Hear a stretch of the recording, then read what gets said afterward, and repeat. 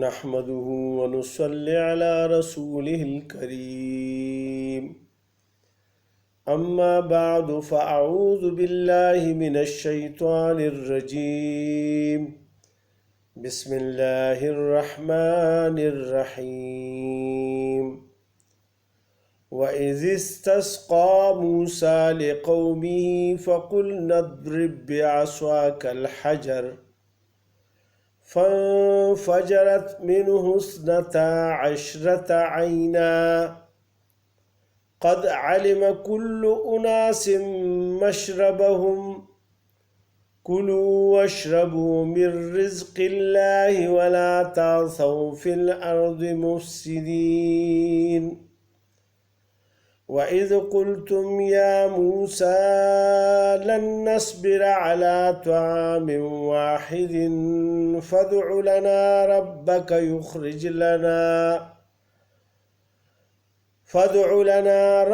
يخرج لنا مما تنبت الأرض من بقلها وقثائها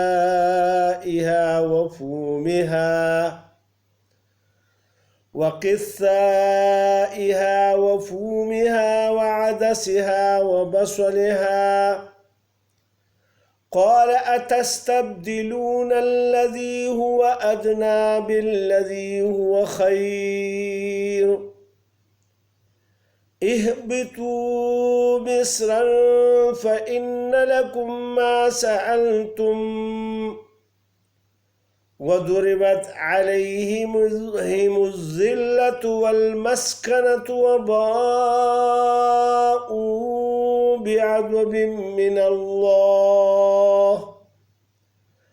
ذلك بأنهم كانوا يكفرون بآيات الله ويقتلون النبيين بغير الحق ذلك بما عصوا وكانوا يعتدون صدق الله العظیم۔ السلام علیکم میرے بھائیوں اور بہنوں، آج اللہ کے فضل و کرم سے ہم سورہ بقرہ کی آیت نمبر 60 سے لے کے 61 تک کا ترجمہ اور تفسیر بیان کریں گے۔ اللہ تعالیٰ مجھے بیان کرنے اور عمل کرنے کی توفیق عطا فرمائے اور آپ کو بھی۔ ان آیات میں اللہ سبحانہ و تعالیٰ نے بنی اسرائیل کی ایک اور بہت بڑی نعمت کی طرف اشارہ فرمایا ہے کہ یہ جب فرعون سے خلاصی پا کر بحر قلزم کو پار کر کے وادی تیہ میں پہنچے تو ادھر تو ایک مسئلہ ان کو پانی کا بھی آ گیا۔ وہاں ایک دو یا کچھ کنویں اس طرح تھی کہ اس میں تھوڑا سا پانی تھا، لیکن یہ تو بہت تعداد میں لوگ تھے، تھوڑا سا پانی نکال کے وہ خشک ہو جاتا تھا۔ تو ان کو جب یہ مسئلہ ہو گیا تو یہ حضرت موسیٰ علیہ السلام کے پاس آئے اور کہنے لگے کہ اپنے رب سے ہمارے لیے پانی مانگے۔ حضرت موسیٰ علیہ السلام نے دعا فرمائی اور پھر اللہ پاک نے فضل فرمایا اور ان کو حکم ہوا موسیٰ علیہ السلام کو کہ اپنی لاٹھی کو اس پتھر پر مار دے۔ وہاں کوئی پتھر پڑا تھا جس کی طرف اشارہ اللہ پاک نے فرما دیا، اور جو ہی حضرت موسیٰ علیہ السلام نے پتھر پر لاٹھی ماری تو اس سے 12 چشمے پھوٹ پڑے، کیونکہ یہ 12 قبیلے تھے حضرت یعقوب علیہ السلام کے اولاد کے، ان سے یہ نسل چلی تھی کیونکہ وہ 12 بیٹے تھے۔ تو اللہ پاک نے اب وہ لاکھوں کی تعداد میں تھے چونکہ، تو اللہ پاک نے ان کے لیے اتنی سہولت فرمائی کہ ہر قبیلے کے لیے الگ الگ چشمہ پھوٹ ڈالا، اور پھر اللہ پاک نے حکم دیا موسیٰ علیہ السلام کو کہ ان کو یہ بتا دے کہ کون سا چشمہ کس قبیلے کا ہے، اور وہ اپنے اپنے چشموں سے آرام کے ساتھ سہولت کے ساتھ اس سے استفادہ کرے۔ تو موسیٰ علیہ السلام نے سب کچھ فرما دیا، تو یہ بہت بڑی نعمت تھی۔ تو اللہ پاک نے پھر اس میں فرمایا کہ تم فساد مچایا مت کرو، یعنی زیادتی مت کرو، کہ یعنی کھانے پینے میں اسراف مت کرو اور ضائع مت کرو۔ تو اس لیے اللہ پاک نے یہ فرمایا کہ کھاؤ پیو اللہ کے رزق سے، لیکن زمین میں فساد برپا نہ کرو، یعنی چیزوں کو ایسے ہی ضائع کر کے تو ان کو ضائع نہ کرے، یہ اللہ کی نعمتیں ہیں۔ پھر اللہ پاک نے ان کے لیے ایک اور ان کی جو یعنی حضرت موسیٰ علیہ السلام سے یہ مطالبہ تھا کہ ہمارے لیے یہ من اور سلوہ تو بہت کھا گئے، اکتاہٹ سی محسوس ہوئی ہے، ہمیں کوئی سلونی سی کوئی چیز چاہیے کہ جس سے ہمارے منہ کا ذائقہ تھوڑا سا تبدیل ہو جائے۔ تو انہوں نے پیاز مانگا، ساگ مانگی، اور مسور کی دال، اور اس طرح یعنی کھیرے وغیرہ کو انہوں نے مانگا۔ جب انہوں نے یہ مانگا تو اللہ پاک سے انہوں نے درخواست فرمائی، تو اللہ پاک نے یہ حکم دیا کہ یہ چیزیں تو تمہیں اس وادی تیہ میں نہیں مل سکتی، اس کے لیے تم لوگوں نے یعنی اس ساتھ والے شہر میں جانا ہے، اور پھر وہاں جو ہے نا تم لوگ کاشتکاری وغیرہ کرو گے، اور پھر اسی طرح تمہیں وہ ساری چیزیں مل جائے گی جو تم مانگتے ہو۔ تو اللہ پاک نے ان کو یہ حکم دیا، لیکن انہوں نے اس حکم میں حکم عدولی کی، کیونکہ ان کو جو حکم ہوا تھا کہ ادھر جائیں تو ادھر ایک قوم جبارین یعنی مسلط تھے ادھر، اور وہ بہت جابر اور بڑے بڑے قد والے لوگ تھے، جس کی وجہ سے یہ ان کو انفارمیشن ملی کہ یار یہ تو بہت طاقتور لوگ ہیں، لہٰذا ان سے ہم کیسے لڑیں اور ان سے کیسے اس کو خالی کرائیں اس شہر کو۔ لہٰذا انہوں نے پھر جہاد سے انکار کیا، تو اللہ پاک نے ان پر یعنی ذلت مسلط فرمائی، اور وہ ذلت کیا تھی کہ انہوں نے انکار کیا تو اللہ پاک نے 40 سال تک اس میں رکھا، اور یہ ادھر سے باہر نہیں نکلے، اور ان کے جو اس وقت کے جوان لوگ تھے یا بوڑھے جتنے بھی لوگ تھے تو وہ سارے جو ہے نا اس میں یعنی مر گئے۔ 40 سال کا عرصہ یعنی 4 ڈیکیڈز اس میں یہ سارے مر گئے، اور پھر جو بچے تھے وہ جوان ہوئے یا کوئی اور بچے پیدا ہوئے 40 سال میں، تو انہوں نے پھر یعنی جہاد کیا اللہ کے راستے میں، اور اللہ پاک نے ادھر فتح فرمائی، اور جس کی وجہ سے پھر ان کو اللہ پاک نے فتح دے دی اور وہاں یہ کامیاب ہو گئے۔ تو ان آیات میں ان باتوں کا ذکر ہے۔ اب ترجمہ سماعت فرمائیے۔ وَإِذِ اسْتَسْقَىٰ، اور جب پانی مانگا موسیٰ لِقَوْمِهِ، موسیٰ علیہ السلام نے اپنے قوم کے لیے، فَقُلْنَا اضْرِب بِعَصَاكَ الْحَجَرَ، تو ہم نے کہا مار اپنے عصا کو پتھر پر، فَانْفَجَرَتْ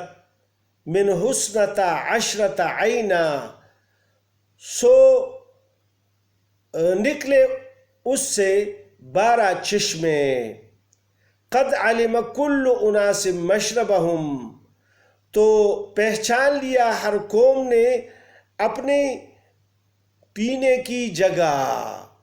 یعنی پانی پینے کی جگہ، یعنی ہر ایک چشمے کا پتہ ان کو دے دیا کہ یہ چشمہ تمہارا ہے، یہ تمہارا ہے، سب قبیلوں کو اکٹھا کر کے ان کے سرداروں کو، اور پھر ان کو یہ ہدایات دی۔ تو اللہ پاک اس کی طرف اشارہ فرمائے ہیں، اور پھر اللہ پاک نے ساتھ یہ بھی فرمایا کُلُوا وَاشْرَبُوا مِن رِزْقِ اللَّهِ، کھاؤ اور پیو اللہ کے رزق سے، وَلَا تَعْصَوْا فِي الْأَرْضِ مُفْسِدِينَ، لیکن اللہ کے زمین پر فساد مت مچایا کرو۔ تو مفسرین حضرات نے فرمایا ہے کہ یعنی یہ فساد کیا چیز تھی؟ ایک تو یہ ہے کہ یہ جو خوراک ان کو مل گیا تھا اور یہ پانی مل گیا تھا، یہ جتنی بھی چیزیں بیان ہوئی آگے، تو وہ سب مل گئے تھے، تو اس میں یعنی اسراف مت کرو، ضائع مت کرو، اور اللہ کے حکموں کو مان لو۔ جس طرح پیغمبر آپ کو کہتے ہیں اسی طرح تم اس کو مان کر چلو تو پھر کامیاب ہوگے، ورنہ فسادی بن جاؤ گے۔ پھر اللہ پاک نے فرمایا وَإِذْ قُلْتُمْ يَا مُوسَىٰ، اور جب تم نے کہا کہ اے موسیٰ لَن نَّصْبِرَ عَلَىٰ طَعَامٍ، ہم تو صبر نہیں کر سکتے ہیں طعام واحد، ایک پر، یعنی ایک طعام جو ہمیں مسلسل کئی سال سے مل رہا ہے تو ہمارے منہ کا ذائقہ خراب ہو گیا۔ فَادْعُ لَنَا رَبَّكَ، تو اپنے رب سے